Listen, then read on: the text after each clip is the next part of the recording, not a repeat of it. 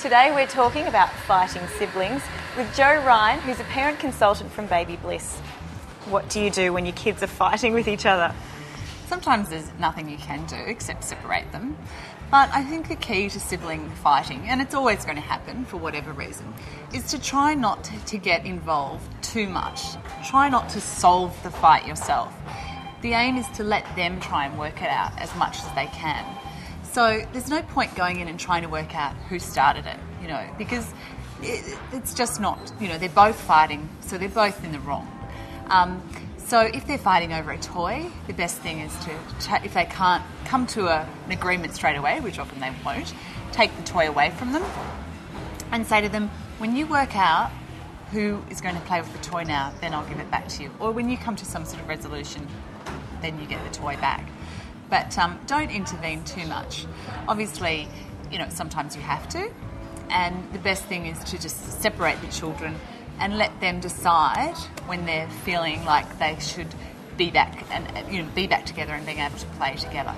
So you're acting as a mediator, but you're letting them sort it out as much as you can. You don't want to be constantly solving your children's battles, and working out stuff for them. They need to learn from a young age how to resolve problems.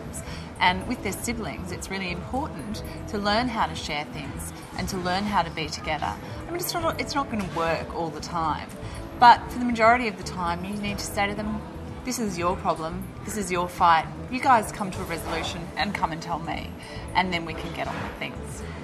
What about when they're dobbing? They're saying, he did this to me, and the other one says, oh, he did that to me. What do you do? Yeah, dobbing is a very common thing. I always like to say, don't dob, because it's not a really good thing that you want to instill in a child that, if they tell on someone, they're going to get rewarded for it. So unless it's something where the child is in obvious danger, then, and the other one comes running to you and says, little Johnny's standing on the roof and about to jump off, absolutely, that should be rewarded. But if it's just basic dobbing, so-and-so did this to me, he punched me, I just say, you don't want to know, you don't tell me, go and try and sort it out for yourself. I don't care, it's not a good quality to dob. And if they can't, then you separate them and you do sort of, you deal with the argument rather than the dobbing. Is fighting amongst siblings, does it occur more when the mother is around? Are they doing it for her attention?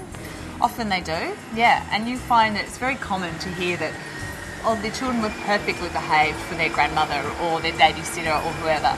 They always misbehave around their mothers because, it is about getting the attention, who's the best, who's going to get mum's attention the most. And fighting is about getting attention at the end of the day.